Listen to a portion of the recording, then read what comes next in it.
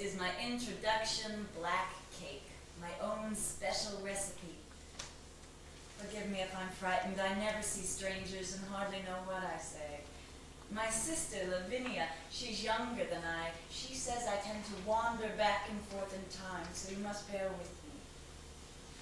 I was born December 10th, 1830, which makes me 53. Welcome to Amherst. My name is Emily Elizabeth Dickinson.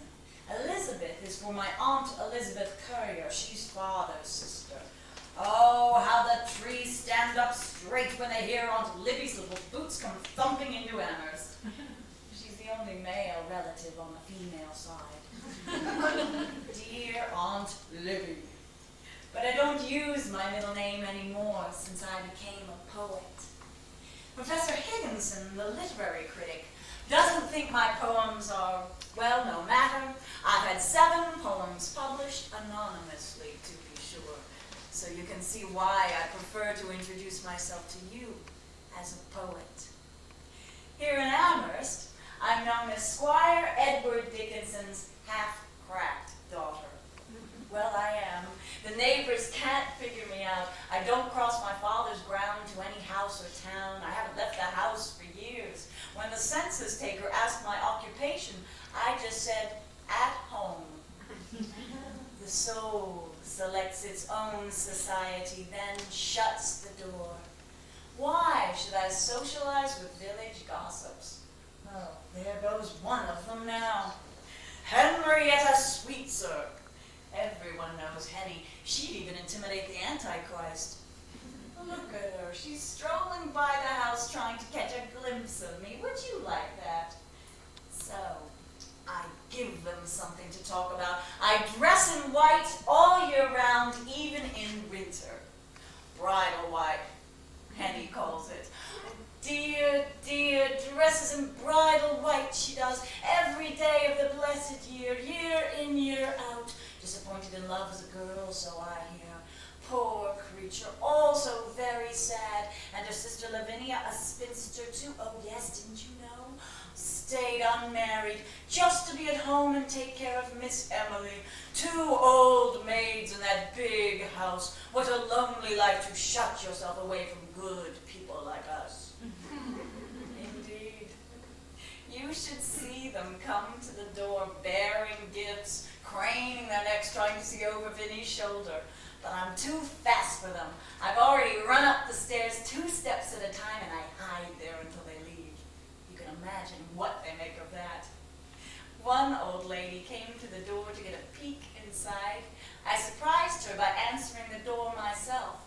She stammered something about looking for a house to buy. To spare the expense of moving, I directed her to the cemetery. Oh, the cake! I do all the baking here at Homestead. I even banged the spice for this cake. My father always raved about my baking. He would eat no cake or bread but mine. Lovely. Oh, no, it's easy to make. Oh, the recipe?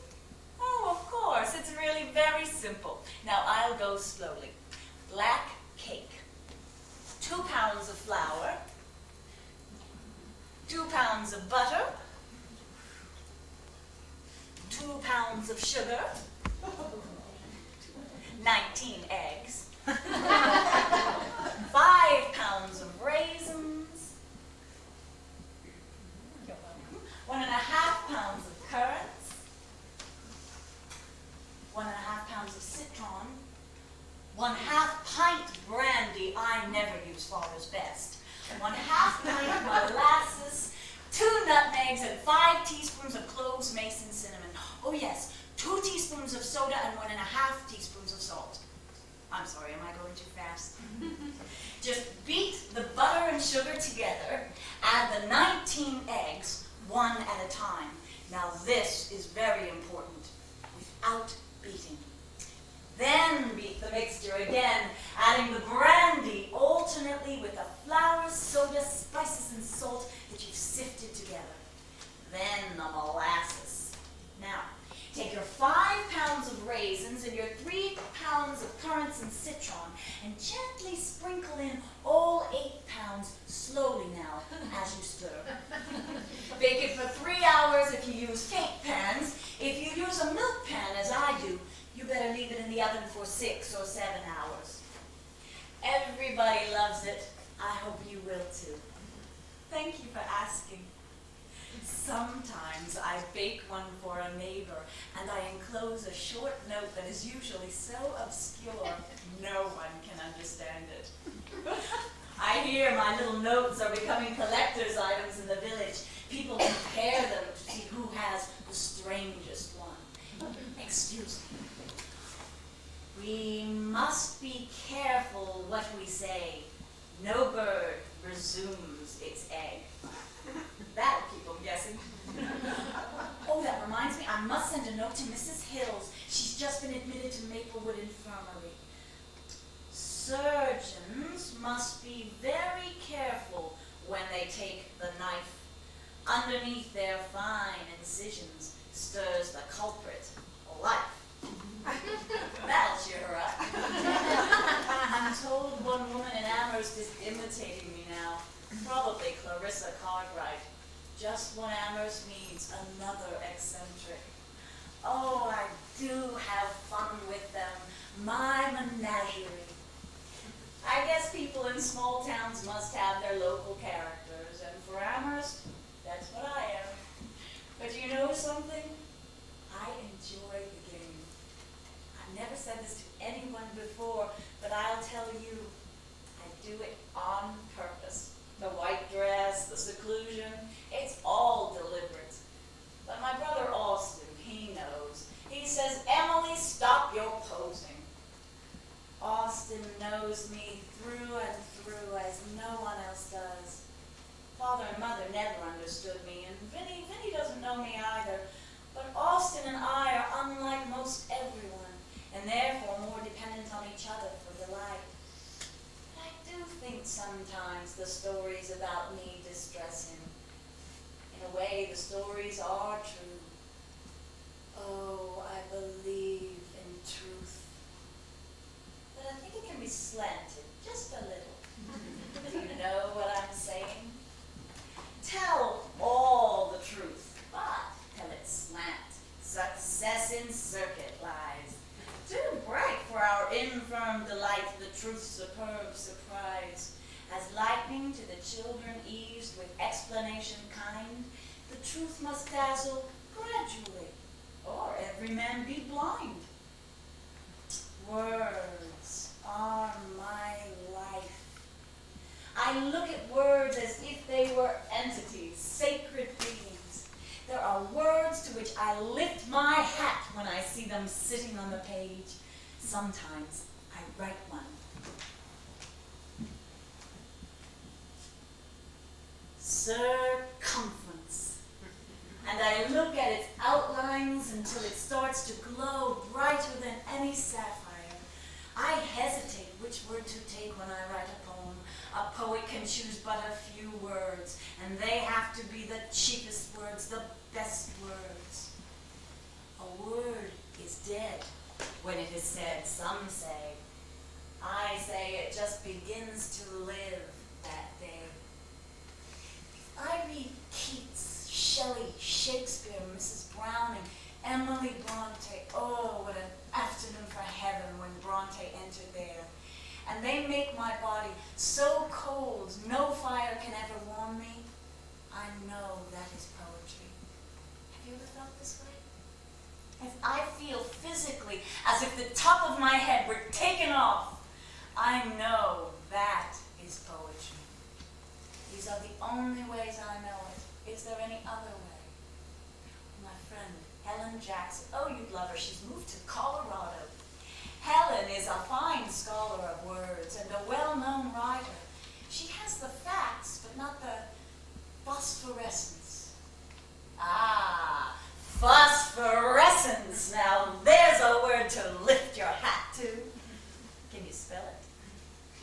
To find that phosphorescence, that light within, that's the genius behind poetry. We have an Irish girl who's been with us a long time. I was here yesterday at tea and she asked me how to spell genius. Oh, why do you ask, Maggie? Oh, no, just leave the tray, dear. Oh, writing to your brother, Whom are you describing? Me? Oh, Maggie. Well, I guess I'd better spell it for you. Genius, genius. Oh, don't ask me that. I don't know what it means. No one knows that, Maggie. No one. Thank you, dear. Do you know that every one of you is to me a poem? You and you, each one a rare creation. I suppose that's why I love you and you love me, whether we realize it or not. I discovered that secret a long time ago about the souls of people, and I thought that being a poem oneself precluded the writing of poetry, but I saw my mistake.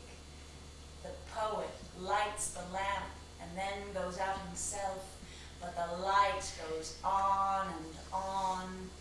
Essences are marked for, no, that's not the best word. Labeled, that's better. Essences are labeled for immortality. If I can stop one heart from breaking, I shall not live in vain.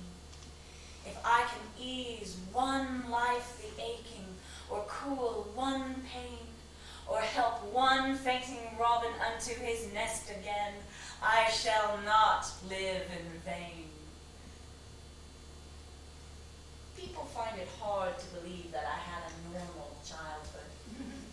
They visualize instead a miniature version of me as I am now. A pint-sized little Emily, dressed all in white, listing riddles and aphorisms and baby talk, and of course, hiding from the family. I guess I'm to blame for that false impression. Actually, at 15, I was a very typical Amherst girl. I went to dances, I giggled my way through classes and quilting bees and scores of parties. I was trying very hard to believe I was a ravishing beauty. I was infatuated with one dashing young man after another. Unfortunately, they didn't know it. If they did, they were smarter than I gave them credit for. And I sent Valentines. Austin! Austin! How many Valentines has my handsome brother received? 11. Why, I haven't received any. Vinny's received some beautiful ones, but I've almost lost hope. Austin, come in here. Which do you prefer? Do you think the heart's too big? The Cupids? Austin, do you think you could tell James Francis Billings that I'm simply pining away for a Valentine? Well, surely he hasn't lost his former affection for me. Oh, why can't you please? Well, there you stand with 11 Valentines. 11! And your highly accomplished and gifted sister has been entirely overlooked. Oh, please. Austin, come back. What are brothers for? Oh, Abaya, my dearest girlfriend, will you be my Valentine? I would love to send you a bouquet if I had an opportunity, and you could press it and write under it, the last flowers of summer. Wouldn't it be poetical? And you know that is what young ladies aim to be nowadays, poetical. I am growing handsome very fast indeed. I expect I shall be the Belle of Amherst when I reach my 17th year. I don't doubt I shall have perfect crowds of admirers at that age. Then, at dances, how I shall delight to make them await my bidding. And with what delight shall I witness their suspense while I make my final decision. James Francis Billings, excuse me, Mother. What handsome whiskers, how have you been? Isn't it a wonderful party? Oh, thank you, it's a Gaudí's Ladies Book pattern, just perfect for dancing. Oh, you don't like dancing? Oh, I'm well, thank you. Oh, thank you. Yes, isn't it? July is such a glorious month. Oh, yes, delicious refreshments. Did you sample the rhubarb cupcakes? I baked them myself. Oh, you don't like rhubarb. Well, a lot of people don't like rhubarb, I guess. Yes, I adore cooking. I can't get enough of cooking. Mother says any man I marry will... My sister? Oh, Lavinia as well. Yes, I'll tell her. Oh, Mr. Billings, how do you like going to school at Ipswich Seminary? Mr. Billings? It seems Mr. Billings found the pretty girl in yellow. Father's house and my garden, this is my world. And for my companions, I have the hills and the sundown and my dog Carlo, large as myself, that Father bought me. They're better than beings because they know but don't tell. And the noise in the pool at noon excels my piano. You see, I've never had to go anywhere to find my paradise. I found it all right here, the only world I ever wanted, here in Amherst, Massachusetts. Massachusetts. Now there's a word to lift your hat to. Paradise is no journey because it's within. And for that very cause, it's the most arduous of journeys. I travel the road into my soul all the time. I dwell in possibility. A fairer house than prose, more numerous of windows, superior for doors, of chambers as the cedars, impregnable of eye, and for an everlasting roof, the gables of the sky. Of visitors, the fairest, for occupation this, the spreading wide my narrow hands to gather paradise. Nature is the highest art, don't you think? Why, just to see the summer sky is poetry. Summer. The orchard is full of blue jays. To see them follow the hose for a drop of water is a touching sight. They won't take it if I hand it to them. They run and shriek as if they were being assassinated. But oh, to steal it, that is bliss. In June, without fail, the circus comes to town. It passed the house last night. I watched it until 3:30 in the morning. Vinny! Vinny, Maggie, the wagons, it's here! Tell Maggie! Oh, they said, hoy, hoy to their horses. Still I feel the red in my mind, though the drums are gone. For a while, Algiers was outside my bedroom window. Yes, Algiers. I've never seen such heat. The sun beat down so today, I think everything will get ripe so it can be autumn tomorrow. Oh, how I loved the beginning of school each year. My girlfriends and I had such times together. Abaya Root, Sarah Tracy, Abby Wood, Emmeline Kellogg, Emily Fowler. There were so many Emilys at the academy, our teachers had a hard time keeping us straight. Social graces with Miss Woodbridge. Knees straight, girls, shoulders back. Very good, Miss Dickinson. Thank you, Miss Woodbridge. During our last semester, we girls formed a Shakespeare society. It was my idea. We asked the boys to join. That was my idea too. And at our first meeting, we were to read The Tempest. Good afternoon, Tutor Crowell. You want us to take all our copies and cross out the questionable passages. What do you mean questionable, Mr. Crowell? Decency. But what good is crossing them out going to do? I've already read them, and so has Abby and Jenny, haven't you girls? And anyway, how do we dare edit Shakespeare, Mr. Crowell? Well, I disagree. In Hamlet it says there is nothing either good nor bad, but thinking makes it so. And besides, I don't want marks in my book. All right, you boys can do as you like, but we girls don't think there's anything wicked in Shakespeare, and if there is, we don't want to know about it. We shall read everything, Mr. Crowell, naughty words and all. Come on, girls. Monster, I do smell all horse piss, at which my nose is in great indignation. Lady, shall I lie in your lap? No, my lord, I mean my head upon your lap. "Aye, my lord. Did you think I meant country matters? I think nothing, my lord. There's a fair thought to lie between a maid's legs. What is, my lord? Nothing? What was thy cause? Adultery? Thou shalt not die. Die for adultery? No, the wren goes to it, and the small gilded fly does lecher in my sight. Let copulation thrive!" How do you like that, Mr. Crowell? This clock stopped this afternoon during a... Oh, do you hear those bells? First Congregational Church, a funeral. Must be Jenny Hitchcock's mother. So there's one orphan more. Vinny went to the service, just got back. She said that while the minister prayed, a hen and her chicks tried to climb up and fly into the window. Probably the dead lady used to feed them, and they wanted to bid her goodbye. I don't know why it is, but it doesn't seem to me that I shall ever cease to live on the earth. I can't imagine, with the farthest stretch of my imagination, my own death scene. This me that walks and works must die some fair or stormy day. It's not that I'm afraid to die. Death is an old friend to me. I made his acquaintance in my childhood. So many friends died young and were carried past our house to the burial ground.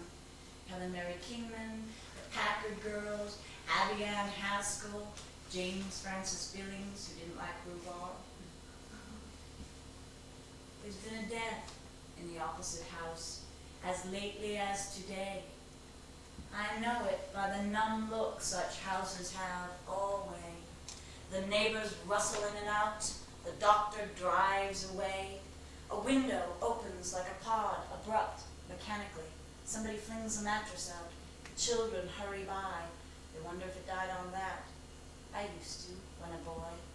The minister goes stiffly in as if the house were his, and he owned all the mourners now, and little boys besides. And then the milliner, and the man of the appalling trade to take the measure of the house. There'll be that dark parade of tassels and of coaches soon. It's easy as a sign, the intuition of the news in just a country town. Poor Jenny. What was I saying? Oh yes, this clock stopped this afternoon during a thunder shower. Made it seem like Judgment Day.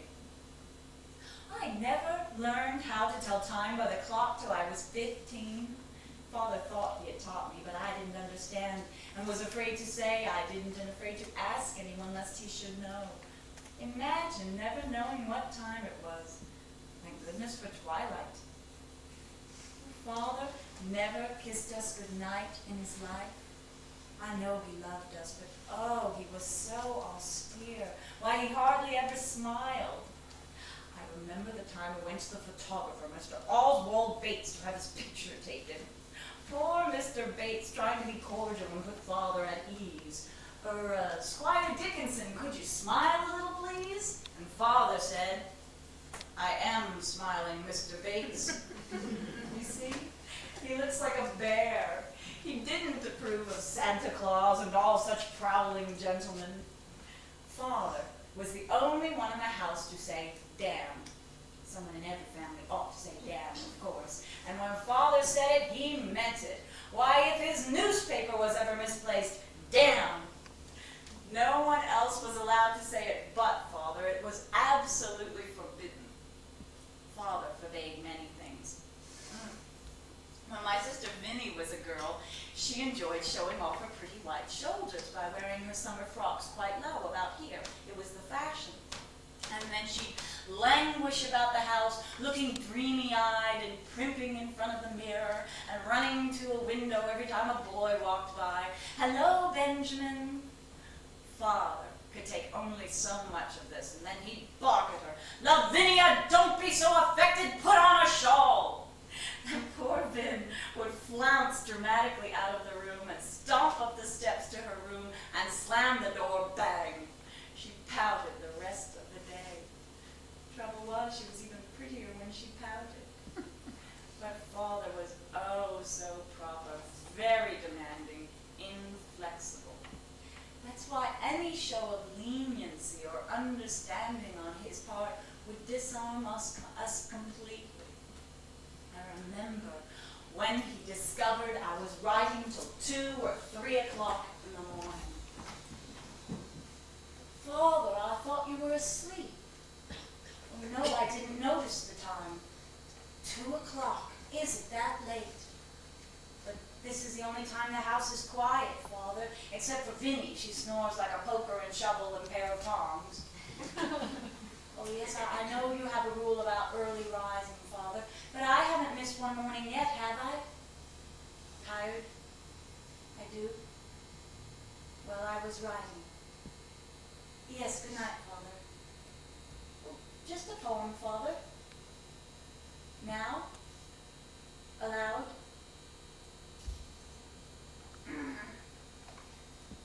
To make a prairie, Father. To make a prairie, it takes a clover and one bee. One clover and a bee and reverie. The reverie alone will do if bees are few. Another one? Yes, Father, I do. Excuse me, I keep my finished ones in here.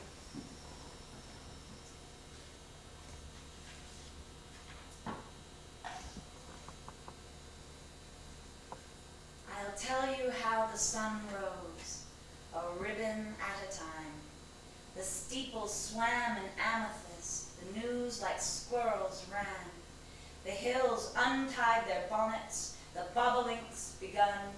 Then I said softly to myself, that must have been the sun.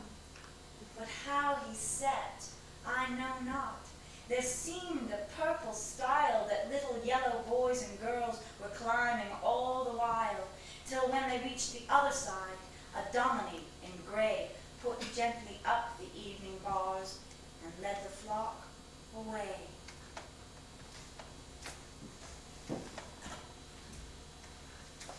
Cancel the rule for me? Then I can sleep late in the morning? Oh, thank you, Father. You see what I mean? He sometimes yielded when I least expected it. I'm sure he didn't know how obsessed I was with the desire for publication. Actually, I don't remember Father ever reading my poems. He didn't seem to have an aesthetic sense. I mean, he showed so little interest in anything but his law practice and the duties of being college treasurer. But the night of Jenny Lind, the Swedish Nightingale, Father took us to the concert. The bouquets fell in showers, and she sang and sang and sang and sang. We got home after midnight. Father sat there all evening like old Abraham, looking mad. Well, her trills were a bit curious. We didn't care a fig for the Swedish Nightingale. We'd have rather heard a Yankee whippoorwill. But I suspect what was on Father's mind was the $4,000 she was taking out of town. Then, one autumn evening, we were all startled by a violent church bell ringing, and thinking of nothing but fire, we rushed out to the street to see. Vinnie, Mother, quick! The sky was a beautiful red, bordering on crimson, and rays of gold-pink color were constantly shooting off from a kind of sun in the center. People were alarmed at this phenomenon, supposing that fires somewhere were coloring the skies. But it was the northern lights, the aurora borealis. The exhibition lasted for nearly 15 minutes, and the streets of Amherst were full of people wondering and admiring. Who do you think first noticed that remarkable sky? Who do you imagine ran to the church to ring the bells and call everyone's attention to such beauty? My father. The first time we parted, 1847, I was 16. I had just graduated from Amherst Academy and was entering Mount Holyoke Female Seminary, which was run by a dragon. I wanted to tell you about her. Mary Lyon ran the school, a noble lady sometimes known as the dragon. Actually, I liked Miss Lyon, even though she kept strict rules for her girls. Unfortunately, her main concern was for our spiritual health. We were classified into 3 categories. We were either professed Christians, that was Jane Gridley's group. We had hope, that was Olivia Coleman's group. Or we were without hope. And naturally, I was in charge of that group. After Miss Lyon made a vigorous appeal for converts, the without hopes were reduced considerably. I'll never forget it. One evening, we impenitent girls were invited by Miss Lyon to a meeting in room B, the dungeon, and we were told, bring your Bibles. I told Olivia this would happen, that Miss Lyon would ask everyone who wished to be employed in the service to Christ to rise at the meeting and declare herself. Courage, Emily. Good evening, Miss Lyon. I'm sorry, Miss Lyon, but I can't rise. I know I'm the only one left without hope, but the Spirit hasn't moved me yet. Oh, yes, ma'am, I desire to be good. Oh, I do wish to please my parents, but I'm not yet persuaded to be a Christian.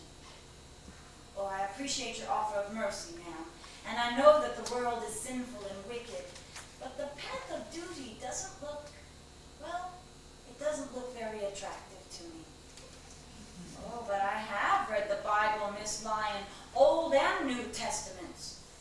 At first, I thought it was an arid book, but then I found it wise and a bit merry. Yes, merry, ma'am. M-E-R-R-Y. She did look like a dragon. I think it was the nose. Oh, but I mustn't laugh at Miss Lyon, for I believe she had a pure heart, and that is what's important, isn't it? I wonder if I will ever become a Christian, for I feel it's impossible for anyone to be happy without a treasure in heaven. Perhaps the kingdom of heaven's changed. I hope the children there won't be new-fashioned when I come and laugh at me and stare. I hope the Father in the skies will lift his little girl, old-fashioned, naughty, everything, but with a style of pearl. I didn't return to Holyoke the following year. You might say I wore out my welcome with Miss Lyon. And Father wanted me home besides. He said it was for my health, but I think Father was lonely. Austin was soon to leave for college, and Father couldn't bear to have the family separated. More than one away at a time was too much for him. All the while Austin was at home, they did nothing but fight. But the minute they were separated, they became devoted friends. There was no one living for whom Father had such respect as for my brother Austin. Oh, but nobody missed him more than I did. Austin, the coach is here! Each time he left, I stood out there in the road, watching the stagecoach disappear. I waited for Austin to turn around. I had to be sure he saw me. It was almost a superstition with me. I thought that if he didn't see me as the stagecoach went behind the hill, that we'd never meet again. So it could be raining or snowing, but there I stood, waiting for his last look through the little window in the coach. Those times seem far off now, a great way, as things we did when children. Oh, I wish we were children now, and the nails hung full of coats, the chairs hung full of hats, the umbrellas all in a row, and I could count the slippers under the kitchen chair. I wish we were always children. How to grow up, I don't know. Just after my 25th birthday, Austin came home from law school and he never left Amherst again. But I think he wanted to. Just after he graduated, he had an offer to go with a law firm in Chicago, and he was about ready to leave when Father offered to build him a house right next door if he'd stay. It was the easy answer in some ways, not so easy in others, but Father always got his way, and Austin stayed. Probably Sue influenced him too.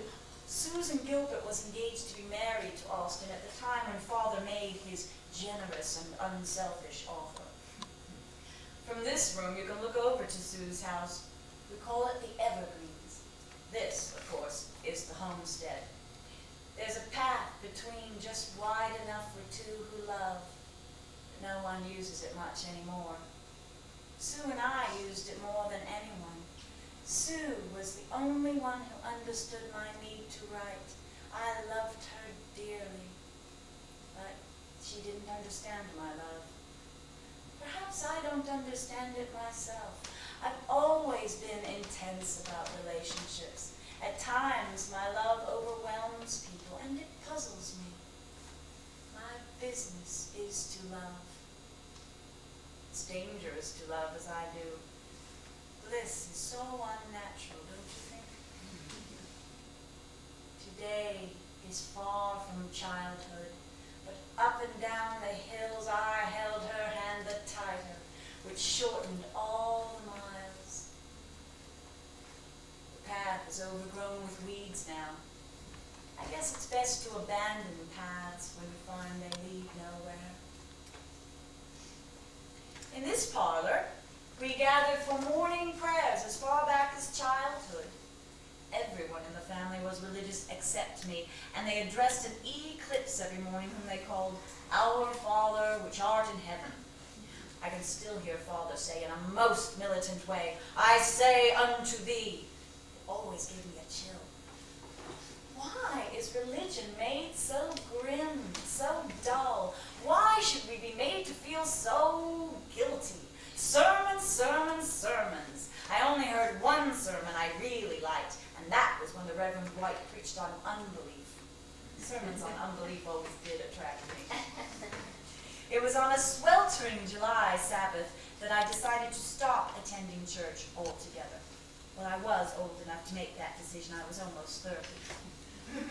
I came home very hot and faded, having witnessed a couple of baptisms, 3 admissions to a church, a supper of the Lord, and some other minor transactions, including a sermon wheezed by Reverend Leland. Make a joyful noise unto the Lord, all ye lands. Then come before his presence with singing. Singing indeed. Poor Reverend Leland. Some keep the Sabbath going to church.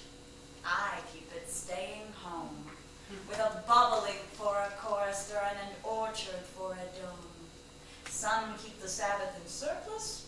I just wear my wings, and instead of tolling the bell for church, our little sexton sings, God preaches, a noted clergyman. And the sermon is never long. So instead of getting to heaven at last, I'm going all along. In the name of the bee, and of the butterfly, and of the breeze, amen. Oh, you agree with me. When the family went to church, I was never alone. God was sitting right there, looking into my very soul. How do you spend your evenings? Vinny and I read the Springfield Republican every night. I read the news aloud while she sews. Vinny has an odd liking for those stories of accidents where trains meet each other unexpectedly, or gentlemen in factories get their heads cut off quite informally. The author relates the stories in such a sprightly way that Vinny finds them quite attractive. She was disappointed last night that there weren't more accidents. Oh, here's one you'll love, Vinny. Train hits woman on Mill River trestle. Cornelia Snell, 54, Snell, was killed last Wednesday by the Belchertown Express as she struggled vainly to free her foot from a railroad switch. Her foot, Vinny. Engineer Grover W. Putnam declared, by the time I saw the poor lady and her dog, it was too late. Oh, yes, Vinny, she leaves her husband, Noah L. Snell, and 8 children, 8 little Snells. Oh, the dog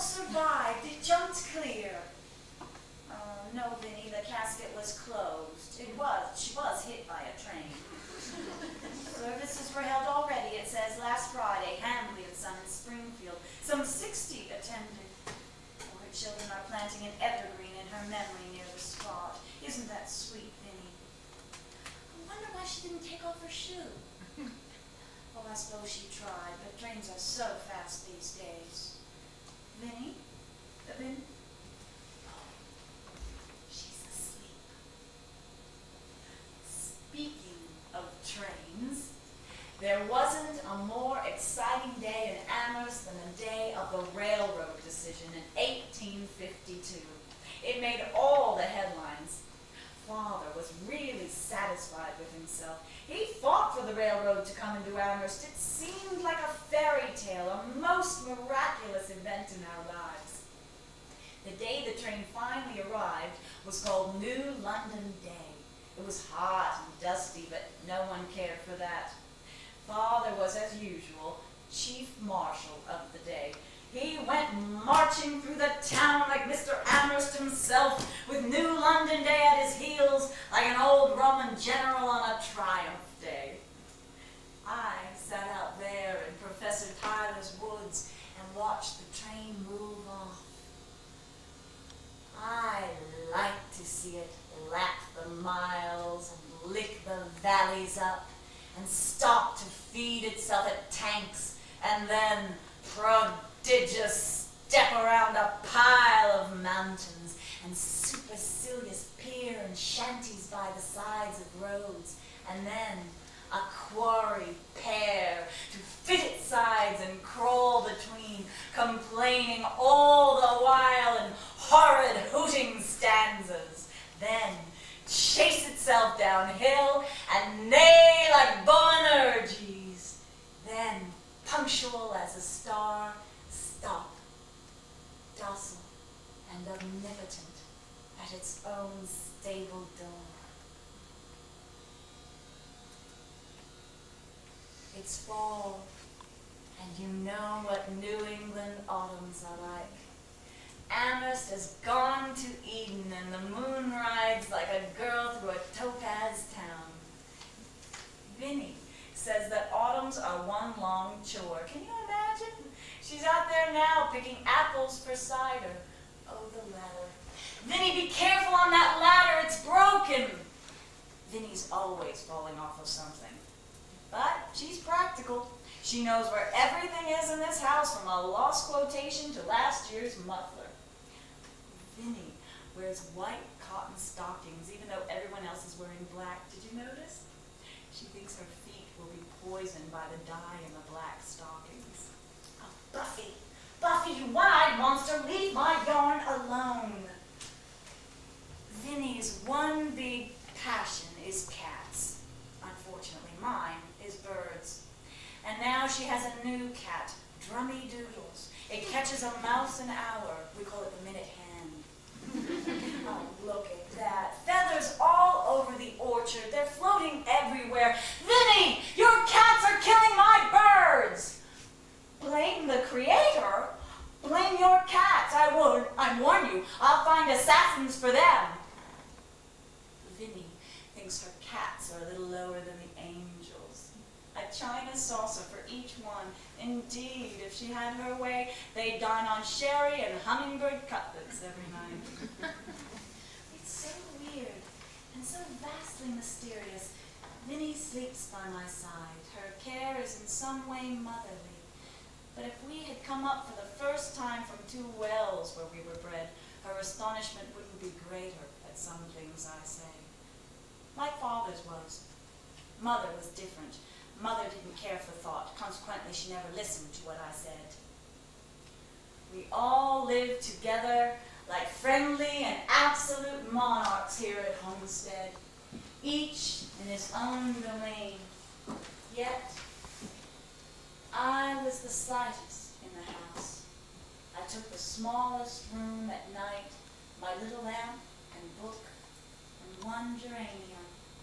So stationed I could catch the mint that never ceased to fall, and just my basket. Let me think. I'm sure that this was all. I never spoke unless addressed, and then 'twas brief And lo, I could not bear to live aloud, the racket shamed me so.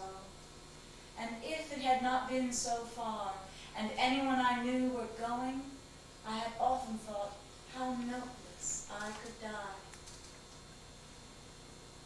Oh, one thing I forgot to tell you about the black cake. Be sure to place a shallow pan of water at the bottom of the oven and then remove it during the last hour of baking. Knew I'd left out something. Do you read the Atlantic Monthly? In the April edition, 1862, an article appeared inviting young writers to submit their work.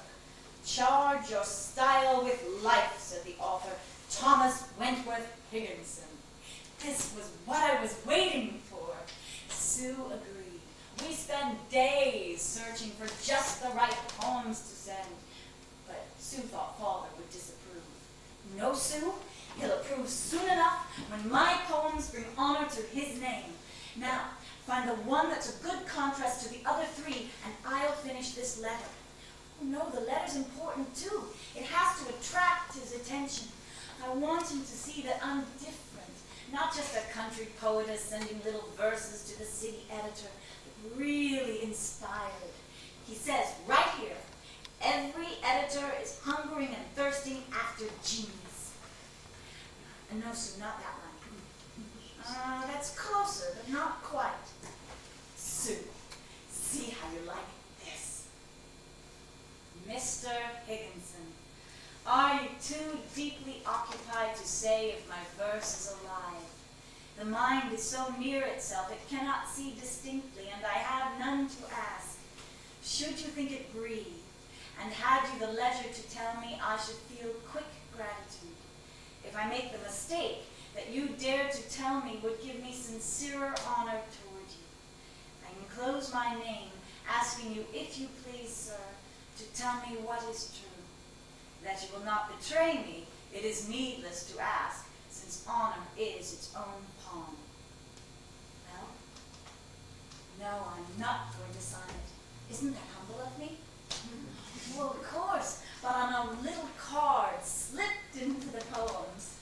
Emily Dickinson. No, E.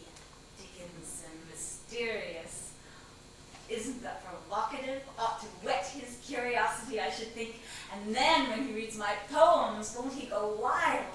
Oh, do you think I should send more than 4? How about 6? Or 10?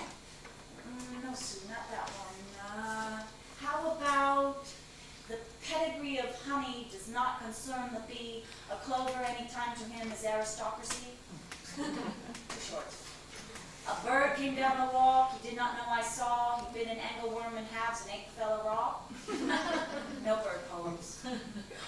I taste a liquor never brewed, from tankards scooped in pearl. Not all the vats upon the rye yield such an alcohol. Inebriate of air am I, and debauchee of dew, reeling through endless summer days from inns of molten blue. When landlords turn the drunken bee out of the foxglove's door, when butterflies renounce their drams, I shall but drink the more, till seraphs swing their snowy hats, and saints to windows run, to see the little tickler leaning against the sun. I know, too giddy, but I like it. Wait, I have it.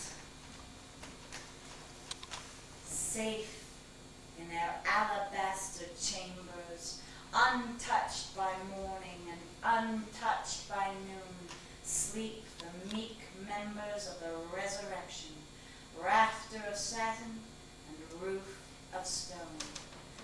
Light laughs the breeze in her castle of sunshine, babbles the bee in a stolid ear, pipe the sweet birds in ignorant cadence. Ah, what sagacity perished here. Grand go the years in the crescent above them. Worlds scoop their arcs and firmaments row. Diadems drop and doges surrender.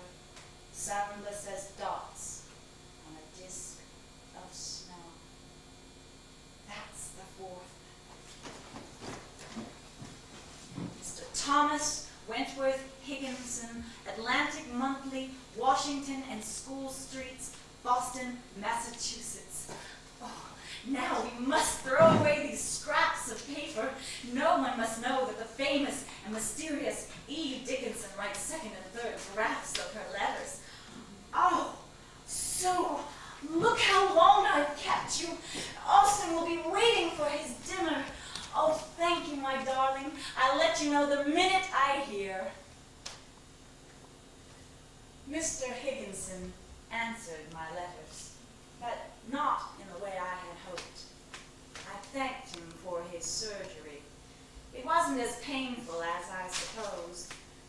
He did ask to see more poems, and I sent them. I wrote him often, even began calling him my preceptor and myself his scholar.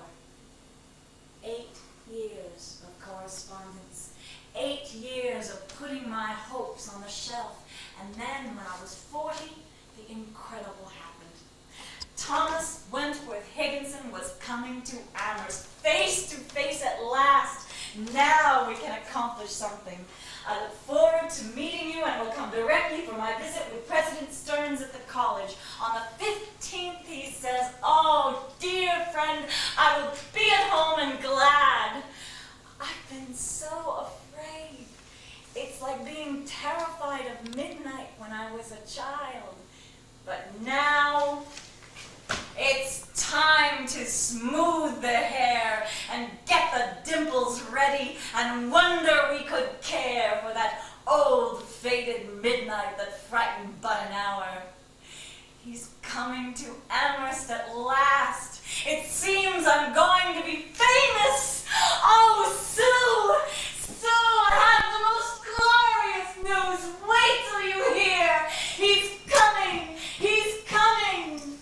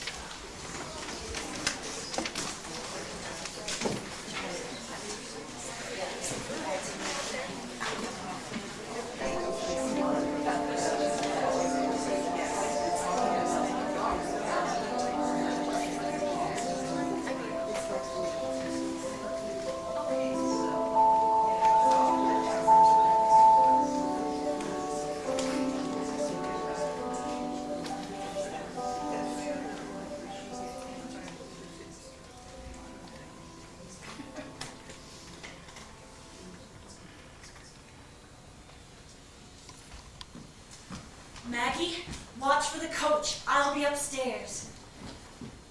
Oh, surely this is the day. Maggie, when he comes, ask him to wait in the parlor.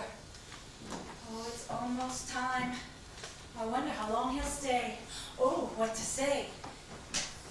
Mr. Higginson. How is Mrs. Higginson?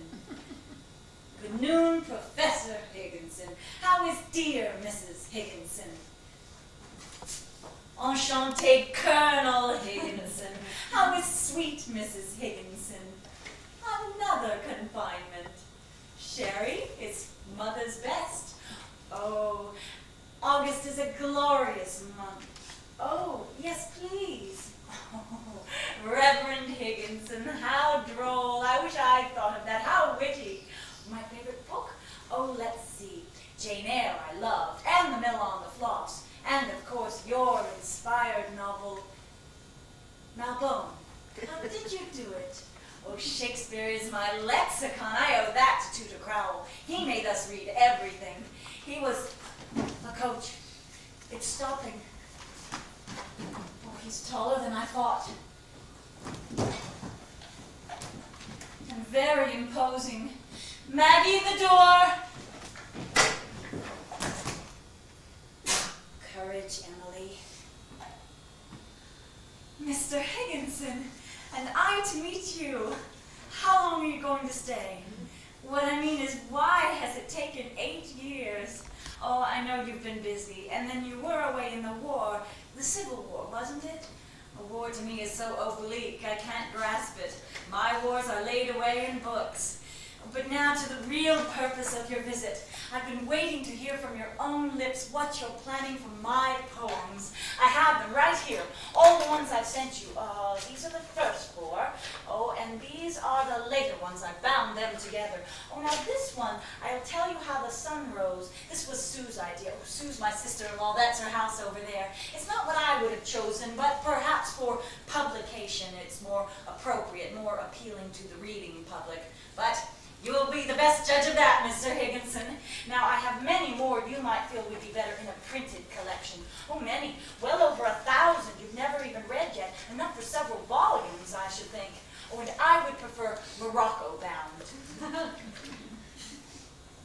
Oh, dear. Yeah, I must apologize, Mr. Higginson. I'm not letting you say anything. But could you tell me how to grow? Or is it unconveyed like melody or witchcraft? Well, no matter. Please feel free to choose the poems you think would be best for a book. And as for the publisher, I'll rely solely upon your judgment. After all, you are my preceptor. But my meter is new, experimental, not spasmodic. Bad rhymes. Oh no, you don't understand what I'm trying to do. If only I could explain. Uncontrolled. But Mr. Higginson, when I try to organize, my little force explodes. But surely a publisher will recognize. Surely a great hope fell. You heard no noise. The ruin was within. Oh, cunning wreck that told no tale and let no witness in. A not admitting to the wound until it grew so wide that all my life had entered it, and there were troughs beside. A closing of the simple lid that opened to the sun until the tender carpenter perpetual nail it down. I still send him poems, but always from his polite replies I get the uneasy feeling that they end up in some dusty drawer in his office. I can talk about this now, but when I heard Mr. Higginson's words, I became ill. I understand another poet met with the same disappointing reception from Mr. Higginson, only he didn't give up as I did, you see. He got his poems published somehow, and his book has been through 9 editions already. Mr. Higginson says his poems are absolutely scandalous. What's his name? Walt Whitman. Success is counted sweetest by those who ne'er succeed. To comprehend the nectar requires sorest need. Not one of all the purple host who took the flag today can tell the definition so clear of victory as he defeated, dying, on whose forbidden ear the distant strains of triumph burst, agonized and clear. Perhaps no one will ever read my poetry. It seems to me an undelivered letter lost in transit. Destiny is strange, going to be famous. If fame belonged to me, I couldn't escape her. If she didn't, the longest day would pass me on the chase, and the approbation of my dog would forsake me then. My barefoot rank is better. Do you know who came to see me recently? Helen Jackson, the writer. Facts, not phosphorescence, you remember? She brought me this lovely selection of columbine seeds from Colorado, and of all things, she's after me to publish at this late date. She says she'll assume full charge. Helen could do it, too. She's very influential and aggressive. She once wrote me, "Emily, you are a great poet. Helen of Troy will die. Helen of Colorado, never." But I said, my meridian is past. I told Helen that to me, publication is the auction of the mind of man. I've reached that conclusion, and I'm at peace with it. Like the warbler I saw on a bush at the foot of the garden. Why sing, I said, since nobody hears? My business is to sing, and away it roams. My business is to sing. What difference does it make if no one listens? Perhaps you laugh at me. Perhaps the whole United States are laughing at me. I can't stop for that. Just to have been made alive is so cheap a thing, all else inevitably adds. I find ecstasy in living. The mere sense of living is joy enough. Take all from me, but leave me ecstasy. Egotism is a hard thing to deal with. When I wanted fame, it seemed selfish, but Helen says my current attitude is selfish. Which direction to take? I don't know. What do you think? It's not that I haven't had fame of sorts. One October, my rye and Indian bread won second prize in the cattle show. Second prize was 75 cents. And in case you missed the newspapers, my heliotropes won honorable mention. I'm nobody. Who are you? Are you nobody too? Well, there's a pair of us. Don't tell, they banish us, you know. How dreary to be somebody. How public, like a frog, to tell your name the livelong day to an admiring bog. Vinny always said that my withdrawal into seclusion was only a happen. I suppose my not marrying was only a happen too. Vinny had an offer of marriage once, oh yes she did, but it came to nothing. Contrary to town gossip, Vinny wanted very much to marry Joseph Lyman, but he fell in love with Laura Baker. She was that pretty girl in yellow, you remember? And that was that. Vinny did not give up marriage to remain with me. Don't you listen to that Henny Sweetser. Vin never speaks of marriage anymore, but I think she lives much of the time in a state of regret. My country is truth. I don't regret my aloneness. I accept the pattern of life as it came to me, or as I caused it to be. I'd have let Vinny go, but she'd never let me go. No, in her mind, my presence justifies the day-to-day boredom of her life. I think it's even become a kind of martyrdom. One summer afternoon, I was out here in my garden with my Canterbury bells. A man who secretly loved me came to Amherst to take me away. Father and mother were gone for the afternoon, and Finny was terrified at the thought of losing me. She became hysterical. I could hear her screaming at him all the way out here. Vinny! Vinny, get control of yourself. He's in the library, but I didn't know he was coming. No, we made no such plans. Believe me, I'd have told you. He said that? He wants me to leave with him? Today? Now? I don't know. I have to think. So I'm 42. Does that make me foolish? Vinny, stop screaming. He'll hear. Look at me. I love you. I love Father and Mother. I don't want to hurt anyone, but I've got to decide this for myself. Vinny, where are you going? Come back! She ran like a raving lunatic over to the evergreens and came back dragging Sue. By the time the two of them came hurtling through the kitchen door, my friend was gone. I'd sent him away. I can't tell you his name. Forgive me. He was married. But I'll never get over Vinny. She acted as if it were the end of the world. And even though she was sorry for the things she said, do you know she turned right around last year and did the same thing when Judge Otis P. Lord proposed to me? Just because he was 18 years older than I, Vinny once again went absolutely mad. Of course, she changed her tune when he died in March. Why she is so self-righteous, I will never know. Austin is having an affair right now with... Oh, I shouldn't tell you this. Well, he is, with Professor Todd's wife, Mabel. And Vinny doesn't object to that at all. In fact, she carries messages between them in her sewing basket. Anyway, it was Judge Lord's niece, Abby Farley, who had the most to say about me.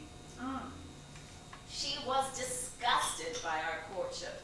After the judge died, she called me a little hussy with loose morals, said I was crazy about men and insane besides. One of those is bad enough, but all three. Abby looks a little tart, but Otis said she made excellent apple pies. I guess she knows that the judge was paying me attention while his wife was still alive. Does that shock you? Oh, I know, I'm plain and small like the wren, but my hair is bold like the chestnut burr, and my eyes like the sherry in the glass that the guest breathes. I never had but one picture taken of myself when I was 17. Oh, it's not among those. This daguerreotype, plain. Now there's a word not to lift your hat to. That's Vinnie's touch, the neck ribbon. She made it. Oh, I know what people say. Poor Emily, the only kangaroo among the beauties. Is it any wonder I keep it in a drawer? But I'll have you know, plain or not, I had more than one suitor, and they were all married and older than I. But there was really only one. Only one. He was in Philadelphia years ago when I first saw Charles Wadsworth. I was 24. I hadn't planned on telling you this. Vinnie and I had visited Father in Washington while he was a congressman. On our way home, we stayed 2 weeks with the Colemans in Philadelphia. We attended the Presbyterian church where Mr. Wadsworth was minister. Oh, when I first laid eyes on him that Sunday morning, I thought that heaven's own lightning had struck me. There before me stood a godlike man. He seemed like Gabriel standing before the congregation. When I walked out of the church into the brilliant morning, the light in my heart was shining even brighter. His voice haunted me. I couldn't shake off the enchantment, even after I returned to Amherst. I wrote him, at first hesitant, a cautious letter asking about spiritual things, redemption, immortality. And then finally, in his answers, I detected a response not unlike my own emotions, but more subtle, sensitive, hidden. It's an exquisite feeling to love someone in a body this way, like fleshless lovers, forever one. Such love was the limit of my dreams, the focus of my prayer. It made me different than before, as if I breathed superior air. Oh, wild nights, were I with thee, wild nights should be our luxury. Futile the winds to a heart in port, done with a compass, done with a chart, rowing in Eden, ah, the sea, might I but moor tonight in thee. I called him my master. I spoke with him only twice in my life, 20 years apart. The first time in 1860. He came to me again 3 years ago. Vinnie came running to get me. The gentleman with the deep voice wants to see you, Emily. Again, his voice is at the door. I feel the old degree. I hear him ask the servant for such a one as me. I take a flower as I go, my face to justify. He never saw me in this life. I might surprise his eye. I cross the hall with mingled steps. I silent pass the door. I look at all this world contains. Just his face, nothing more. Where did you come from? Ah, the pulpit to the train. Why didn't you tell me you were coming so I could have it to hope for? Oh, then you didn't know yourself, you just came. How long was your journey? 20 years. Yes, it has been that long, hasn't it? I'm older too, Master, but the love is the same, and so big it scares me, rushing among my small heart, pushing the blood aside, leaving me faint. Oh no, say I may wait for you. I have waited a long time, Master, but I can wait more, till my hazel hair is dappled and you carry the cane. Then I can look at my watch, and if the day is too far declined, we can take the chances for heaven. Open your life wide, Master, and take me in forever, and I will be your best little girl. No one else will see me but you. But that's enough. I shall not want any more. Forgive me. I know. I cannot live with you. It would be life. And life is over there behind the shelf the sexton keeps the key to. For he got our life, his porcelain, like a cup discarded of the housewife. So we must keep apart, you there, I here, with just the door ajar, that oceans are and prayer, and that pale sustenance, despair. Thank you. And I am so moved just to look into your face while you look into mine. Will you come to Amherst again? You can't. I understand. Yes, I am content. I shall always be content now. Goodbye, Master.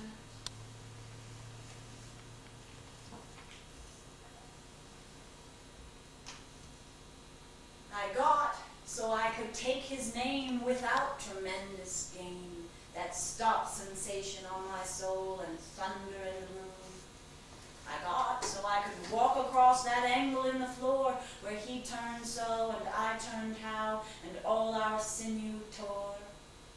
I got so I could stir the box in which his letters grew without that forcing in my breath as staples driven through. It's easier to look behind at a pain than to see it coming. When the best is gone, I know that other things are not of consequence. The heart wants what it wants, or else it doesn't care. Last year, in April, my master died. Will there really be a morning? Is there such a thing as day? Could I see it from the mountains if I were as tall as they?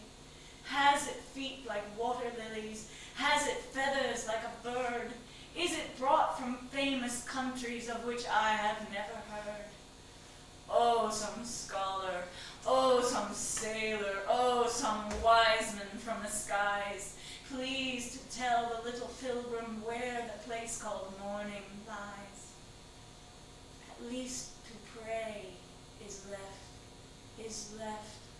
Oh, Jesus in the air, I know not which thy chamber is, I'm knocking everywhere. Thou settest earthquake in the south, and maelstrom in the sea. Say, Jesus Christ of Nazareth, hast thou no arm for me?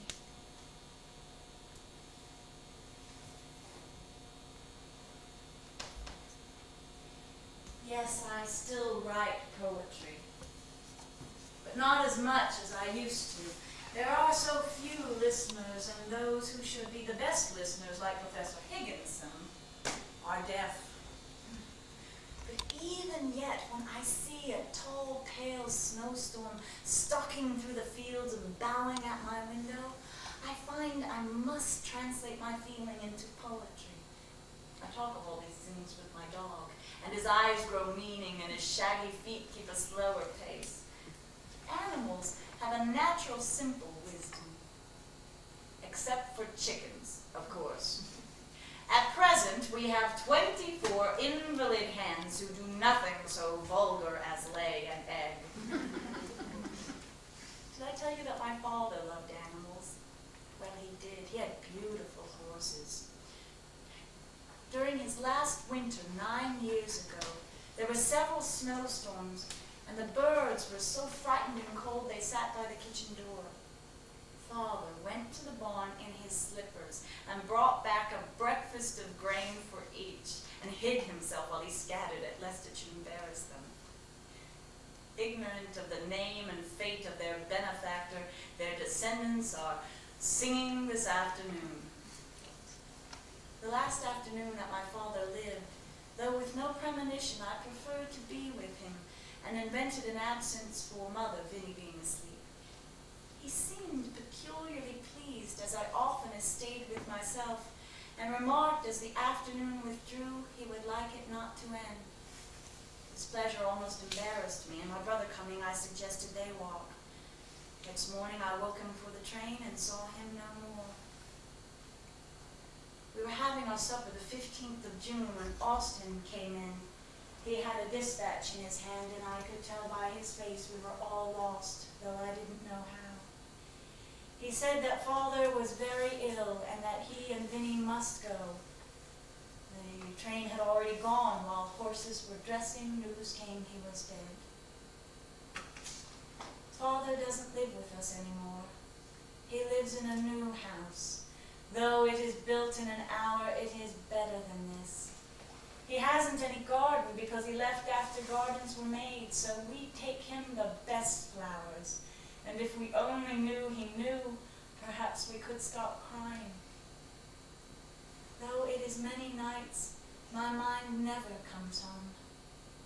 At the funeral, Austin leaned over the coffin and kissed Father's forehead and said, "There, Father, I never dared do that while you were living." Excuse me. The birds Father rescued are trifling in his trees. How flippant are the saved. They were even frolicking at the grave when Vinny went there yesterday. Nature must be too young to feel, or many years too old. I dream about Father every night, always a different dream. I forget what I'm doing daytime, wondering where he is, without any body, I keep thinking. What kind can that be? You know, he never really learned to play, and the straightest engine has its leaning hour. His heart was pure and terrible, and I think no other like it exists. I'm glad there's immortality, but would have tested it myself before entrusting him. Home is so far from home since my father died. My life closed twice before its close. It yet remains to see if immortality unveil a third event to me, so huge, so hopeless to conceive as these that twice befell. Parting is all we know of heaven, and all we need of hell. I'll always remember Father coming up for noontime dinner. Up Main Street he'd come like a deacon, carrying his gold-headed cane, wearing his glossy beaver hat. One winter morning, he surprised us by coming home very early. We were still at our end-of-week chores. "Vinny, Father's coming! Quick! Hide the mop and bucket!" Fell down the stairs. "How did you—" "Mother, take that handkerchief off your head." "Oh, what's that smell? Maggie, the cabbage, I think it's boiling over." "Oh, Vinny, do something about Buffy. She's clawing the furniture." "Oh, Father's coming down the walk now. He's almost here." "Mother, check the thermometer. I hung it in the east window. I'll see to the fire." "Oh, Buffy, get out of Father's chair at once. Scat!" "Vinny, what did you do with Father's newspaper?" "No, it's not by his chair. I haven't seen it." "I did not. I haven't even seen it. Oh, damn!" "I found it. It was in your sewing basket." "Oh, good noon, Father. Did you have a good morning at the office?" "Oh, I'm sorry." "Oh, very quiet here. A peaceful, restful morning, wasn't it, Mother?" "Vinny limping? I hadn't noticed. Awful smell? I don't smell anything." "The temperature? Oh, Mother, what's the temperature? Father would like to know the temperature." 14. It's 14 degrees, Father." "Your spectacles? You're wearing them, Father." "Your newspaper? Oh, I have it. It's right here." "Wrinkled? Well,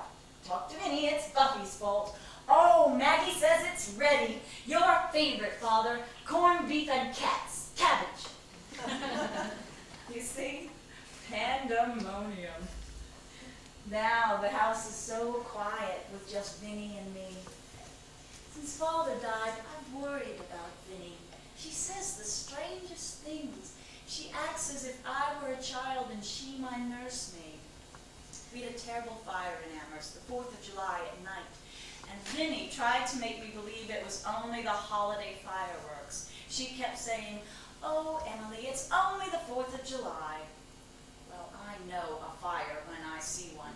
And what a night it was for Mr. Frink and his noble fire brigade. It was lighter than day for a while, people running up and down Main Street shouting. It was like a theater night in London. And Mother slept through it all. Vinny's only the 4th of July, I shall always remember. I think she'll tell me that when I die to keep me from being afraid. Nobody knows this little rose. It might a pilgrim be, did I not take it from the ways and lift it up to thee. Only a bee will miss it, only a butterfly hastening from far journey on its breast to lie. Only a bird will wonder, only a breeze will sigh. Ah, little rose, how easy for such as thee to die.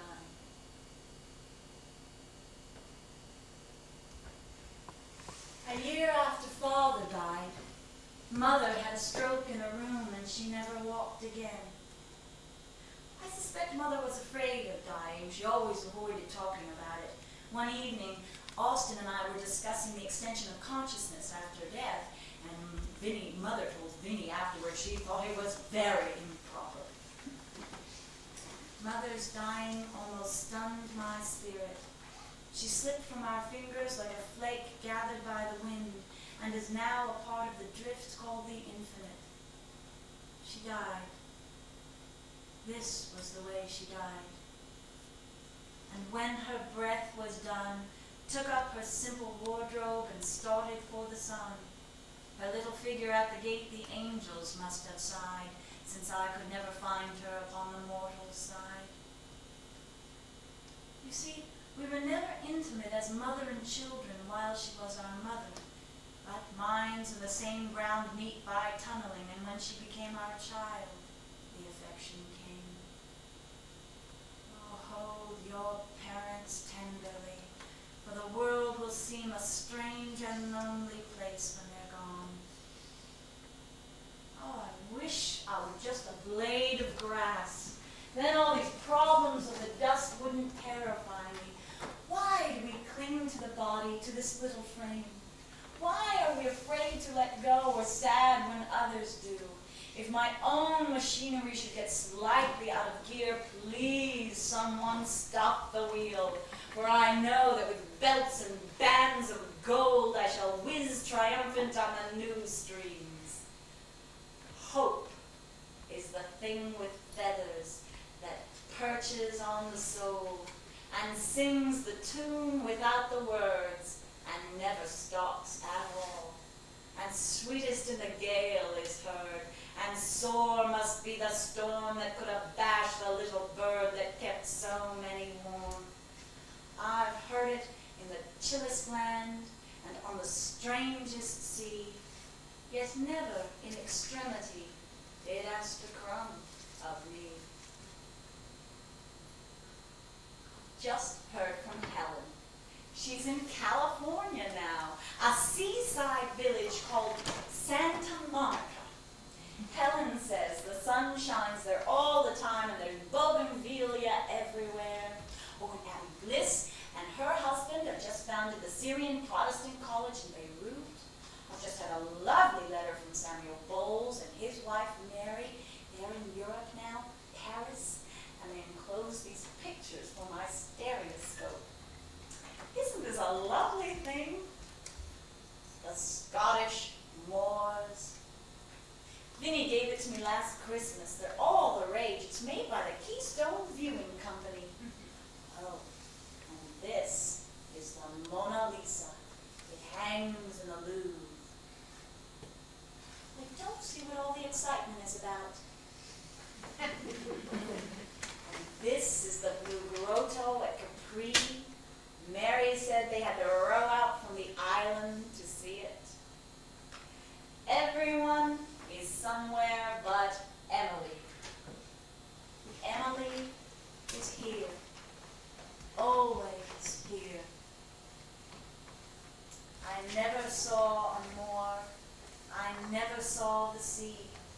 Yet know I how the heather looks, and what a wave. No, billow. And what a billow be. I never spoke with God, nor visited in heaven, yet certain am I of the spot, as if the chart were given. Vinny says, a little boy ran away from Amherst a few days ago. When asked where he was going, he said Vermont or Asia. What a smart little boy. I told Vinny I wanted to run away too. I think I frightened her. I sit here with my little whip, cracking the time away. I rise because the sun shines and sleep is over with, and I brush my hair and dress myself and wonder what I am and who has made me so. I tie my hat, I crease my shawl, life's little duties do precisely as if the very least were infinite to me. I put new flowers in the glass and throw the old away. I brush a petal from my gown that anchored there. I weigh the time 'twill be till 6 o'clock. I have so much to do. And yet, existence some way back stopped, my ticking through. Therefore, we do life's duties, though life's reward be done, with scrupulous exactness to hold our senses on. But there are the children. Thank God for that. They keep my imagination keen and alive. Austin and Sue gave me a niece and 2 nephews. Ned and Martha are the oldest. Little Gilbert was born when Ned was 14. Once, when he was stung on the arm by a wasp, he begged Sue through his tears to read the Bible to the wasps. When he was 6, he and a little friend put on an animal show in a tent on the lawn. When we asked him what he was going to do with the pennies they collected for admission, he said, "We're going to give half to the college and half to the cat." When Sue tried to teach him to sing "There's No Place Like Home," he broke in, "Yes, there is, over at Aunt Emily's, over at Aunt Emily's." October is a mighty month, for in it little Gilbert died at 8 years, typhoid. Not my little Gib. I see him in the stars and meet his sweet velocity in everything that flies. The little boy we laid away never fluctuates, and his dim society is companion still. His last cry in delirium was, open the door, they're waiting for me." Quite used to his commandment, his little aunt obeyed. Who were waiting for him? All we possess we would give to know. All this and more, though is there more, dear friends, more than love and hope? Tell me its name. I reason earth is short, and anguish absolute, and many hurt. But what of that? I reason we could die. The best vitality cannot excel decay. But what of that? I reason that in heaven somehow it will be even, some new equation given. But what of that? I've had a curious winter, very swift, sometimes sober. I haven't felt very much, and March amazes me. The lawn is full of south, and the odors tangle, and did you hear today for the first the river in the tree? Spring is a happiness so beautiful, so unique, so unexpected, I don't know what to do with my heart. I dare not take it, I dare not leave it. What do you advise? 8 Saturday noons ago, I was making my black cake with Maggie. Dear Maggie, when I saw a great darkness coming and knew no more until late at night, I woke to find Austin and Vinny and a strange physician, a Dr. Bigelow, bending over me. and thought I was dying or had died, all was so kind and hallowed. I had fainted and lain unconscious for the first time in my life. What flower did Austin plant on Gilbert's grave? Ah, yes, lilies of the valley. On father's and mother's it was damson hawthorn, I remember. When it shall come my turn, I want a buttercup. Surely the grass will give me one. I told Vinny I want to be carried out in a small white coffin out the back door of Amherst, of Homestead, through my garden and father's barn, out over the fields of Amherst to the burial ground. And for my requiem, the phraseless melody the wind does. Oh, I can hear Vinny say now, "Don't talk like that, Emily." But then I say, "Don't be afraid, dear Vinny. It's only the 4th of July." My earliest friend wrote me the week before he died, "If I live, I will go to Amherst. If I die, I certainly will." Ah, democratic death. I do hope heaven will be less lonely than New England was. Life is short, isn't it? When one is done, I wonder, is there not another? And then, if God is willing, perhaps we're neighbors again. I wonder if I ever dreamed, or if I'm dreaming now.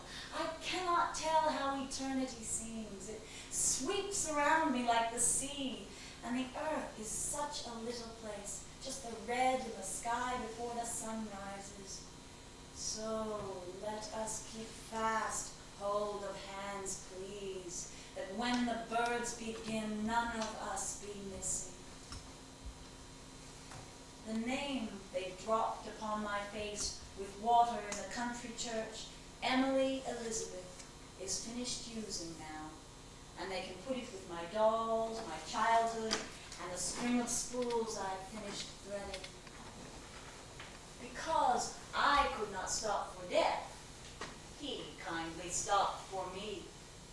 The carriage held but just ourselves and immortality. We slowly drove. He knew no haste, and I had put away my labor and my leisure too for his civility. We passed a school where children strove at recess in the ring. We passed a field of gazing grain. We passed the setting sun. We paused before a house that seemed a swelling in the ground. The roof was barely visible, the cornice but a mound. Since then 'tis centuries, but each feels shorter than the day I first surmised the horses' heads were toward eternity. Eternity! I'm coming, sir. Master, I've seen that face before. Land ho, eternity! Ashore at last. Oh, it's 6 o'clock, and I promised Vinny I'd peel the apples. You know, our visit was easier than I thought it would be. We so seldom have guests anymore. Coming, Vinny! But one more thing.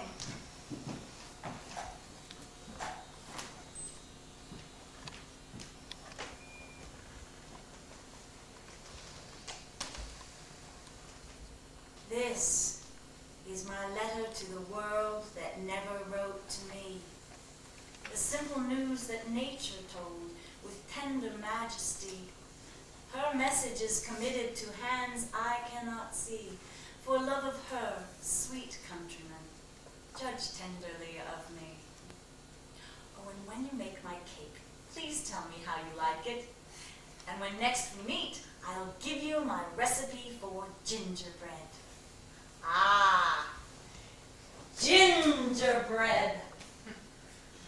Now there's a word to lift your hat to. Yes,